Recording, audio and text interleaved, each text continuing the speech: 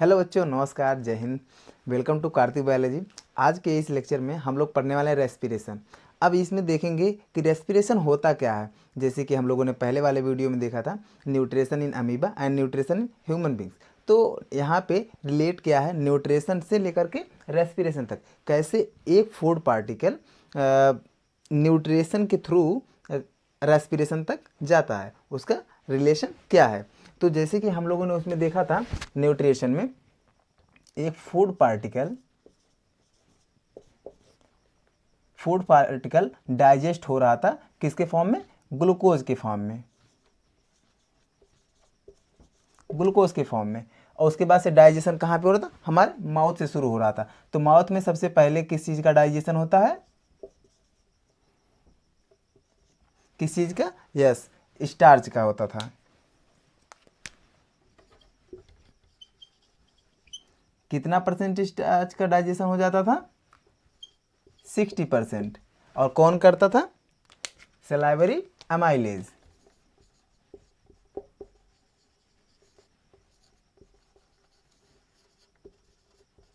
ये क्या चीज़ है सलाइवरी अमाइलेज?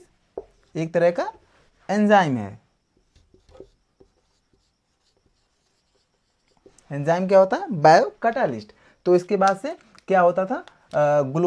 ग्लूकोज के फॉर्म में डाइजेस्ट हो जाता था। उसके बाद अब क्या होगा? इसका फर्दर ब्रेकडाउन होगा किसके फॉर्म में?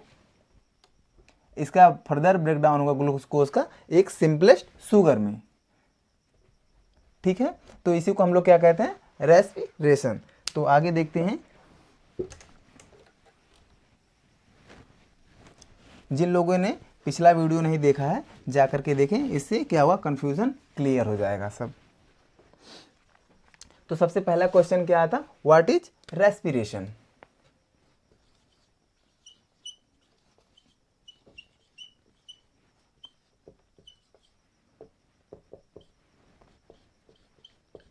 रेस्पिरेशन होता क्या है बच्चों? जैसे कि जो भी फूड पार्टिकल हम उसको ईट करते हैं और वो डाइजेस्ट होता है, डाइजेस्ट होने के बाद से जो उसे एनर्जी मिलती है उसी को हम लोग कहते हैं respiration. It is the process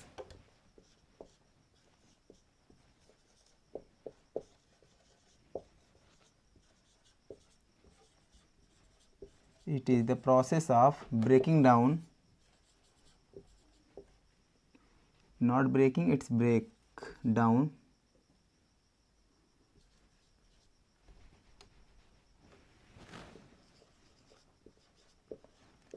of nutrients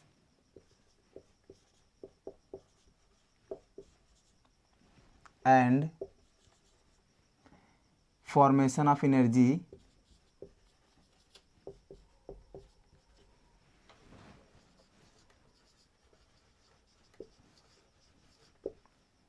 is called respiration।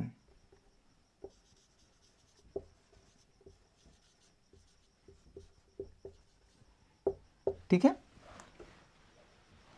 The process of break down of nutrients and the formation of energy is known as the respiration, और इसे सेलुलर रेस्पिरेशन भी कहते हैं। इट इज आल्सो कॉल्ड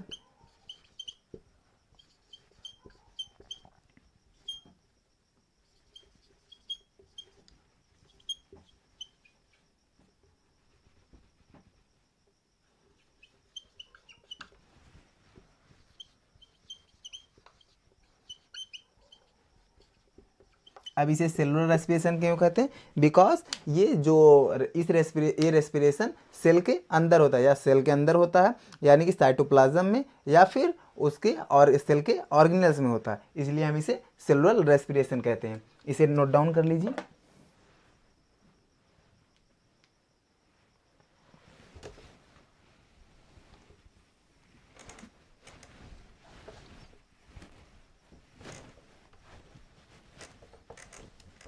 क्या सभी organism में respiration same type का होता है या डिफरेंट टाइप का?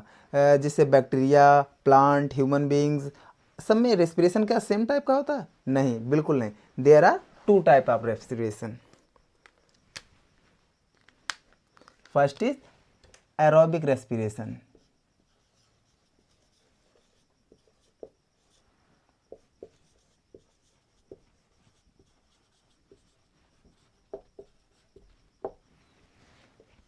And second is anaerobic respiration.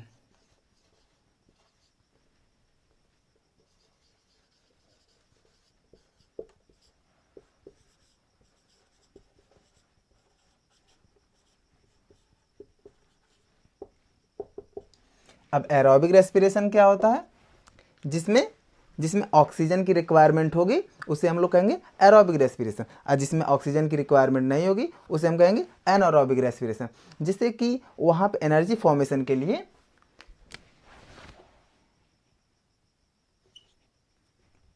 O2 is required।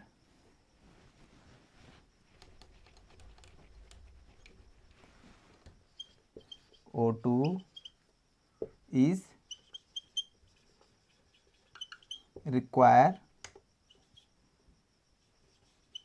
for formation of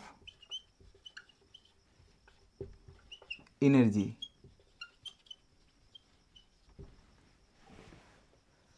O2 is not required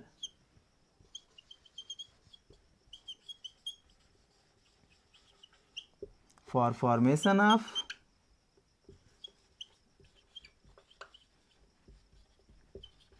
energy. जिसमें एनर्जी फॉर्मेशन के लिए O2 का रिक्वायर होगा उसे हम लोग कहेंगे एरोबिक रेस्पिरेशन, और जिसमें एनर्जी फॉर्मेशन के लिए O2 का रिक्वायर नहीं होगा उसे हम कहेंगे एनारोबिक रेस्पिरेशन। एरोबिक रेस्पिरेशन के लिए ऑक्सीजन की रिक्वायरमेंट तो होगी ही, लेकिन नेचर ने ह्यूमन को एक स्पेशल ऑर्गन दिया हुआ है, नोज़, जिससे हम ऑक्सीजन इनहेल कर सकें। तो प्लांट में किस तरह से ऑक्सीजन लेता है? क्या उसके पास भी नाक होता है, या फिर उसका क्या अलग तरीका? How do plant acquire the oxygen? तो उसके लिए नेचर ने उन्हें एक दूसरा ऑर्गन दे रखा है। जो भी हमारे पहला वीडियो देखे होंगे उनको इसके बारे में पता होगा। हाँ, बिल्कुल सही, स्टोमेटा। स्टोमेटा के थ्रू ही प्लांट अपना ऑक्सीजन लेता है। Plant exchange there gases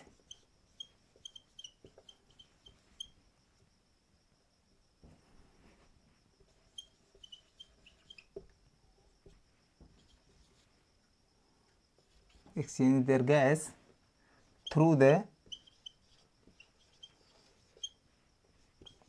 stomata. ठीक है, स्टोमेटा के थ्रू अपना गैस एक्सचेंज कर लेता है। तो स्टोमेटा कहाँ पे प्रेजेंट होता है? प्लांट्स के लीफ में। प्लांट के लीफ में स्टोमेटा प्रेजेंट होता है। लीफ में माइन्यूट माइन्यूट पोर होते हैं जो स्टोमेटा होते हैं, उसी से अपना प्लांट गैसेस का एक्सचेंज करता है। अब यहाँ पे एक एक्सेप्शन है। वो एक्सेप्शन क्या है? इन डे टाइम में क्या करते हैं प्लांट? डे में प्लांट क्या करते हैं? कार्बन डाइऑक्साइड लेते हैं, मतलब इनहेलिंग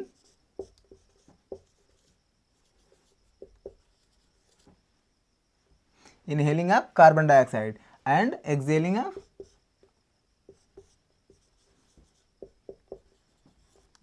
ऑफ ऑक्सीजन। ठीक है, बट इन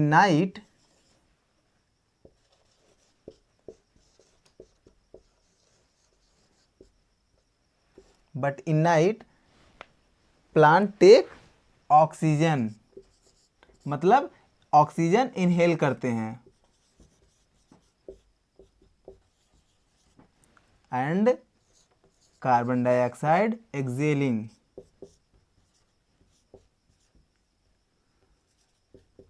अब ऐसा क्यों होता है? यहाँ पे क्या होता है? सेम दिन का उल्टा रात में हो जाता है, मतलब कि कार्बन डाइऑक्साइड लेने की बजाय ऑक्सीजन इन प्लांट लेने लगता है इन नाइट टाइम। ऐसा क्यों होता है? बिकॉज रात में फोटोसिंथेसिस नहीं हो पाती है, इस वजह से प्लांट ऑक्सीजन रिक्वायर करने लगता है। प्लांट को ऑक्सीजन की रिक्वायरमेंट हो जाती है, किसके लिए? फॉर प्रोडक्शन ऑफ एनर्जी के लिए। उसके बाद से हम देखते हैं कि रेस्पिरेशन इन एनिमल में रेस्पिरेशन कैसे होता है।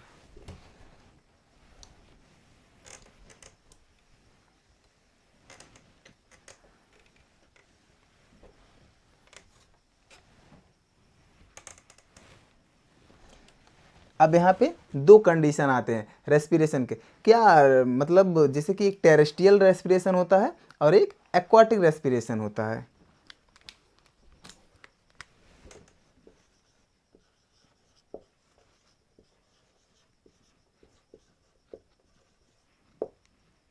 Respiration in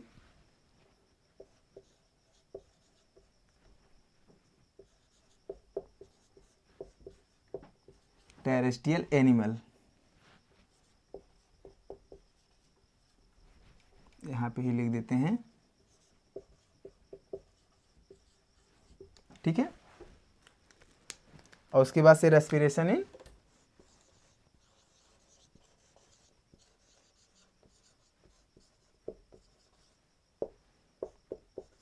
aquatic animal,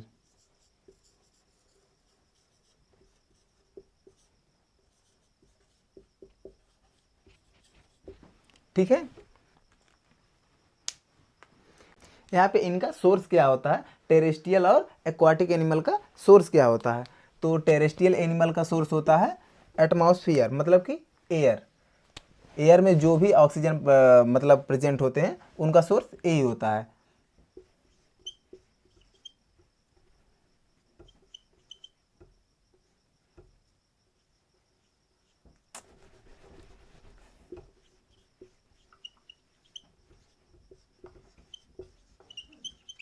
atmosphere से ये अपना ऑक्सीजन ले लेते हैं। अब एटमॉस्फेयर में कितना ऑक्सीजन प्रेजेंट है, 21%। 21% एटमॉस्फेयर में ऑक्सीजन प्रेजेंट है, ये वहाँ से रिक्वायर कर लेते हैं। अब इनके लिए क्या होता है, इनके लिए वाटर ही मिलता है।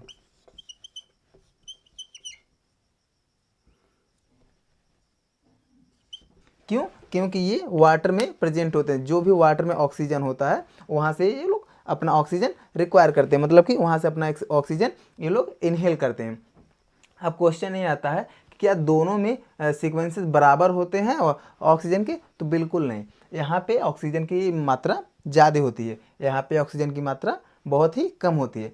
तो इसकी वजह से यहाँ पे मतलब कि जैसे कि यहाँ पे ऑक्सीजन लेने की जो टेरेस्ट्रियल एनिमल हैं वो ऑक्सीजन कम इनहेल करते हैं, उस यहाँ की बजाय यहाँ पे थोड़ा ज़्यादा एक्सेल होता है। मतलब कि यहाँ पे जो भी एक्वाटिक एनिमल हैं वो ऑक्सीजन ज़्यादा जल्दी सांस लेते हैं, मतलब कि उनका जो ब्रीदिंग है वो तेज़ी से होता है और यहाँ पे थोड़ा कम होता है, क्योंकि यहाँ पे ऑक्सीजन ज़्यादा अवेलेबल है, यहाँ पे बहुत ही कम अवेलेबल है, इस वजह से। उसके बाद से हम लोग देखते हैं difference between breathing and respiration.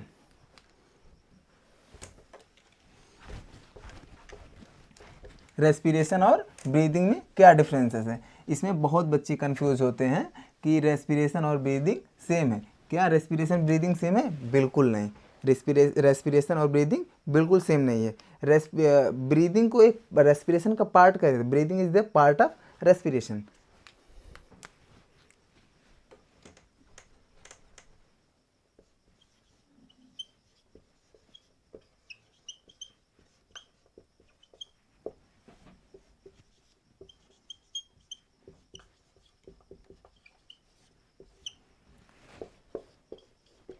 Respiration क्या होता है? एक केमिकल प्रोसेस है, रेस्पिरेशन केमिकल प्रोसेस है,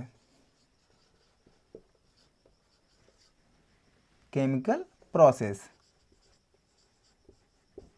और जबकि ब्रीदिंग क्या है? एक फिजिकल प्रोसेस है।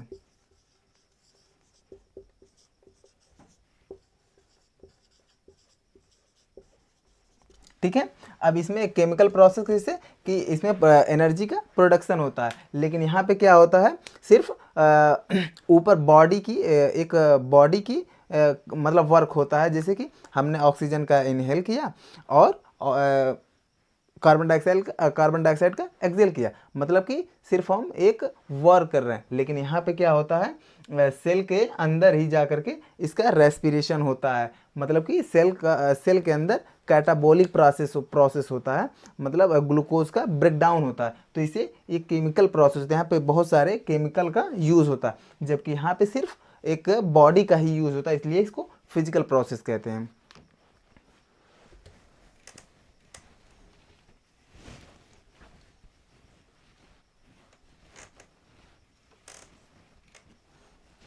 तो आज के लिए बस इतना ही, उसके बाद से मिलते हैं अगले वीडियो में। Thank you for watching.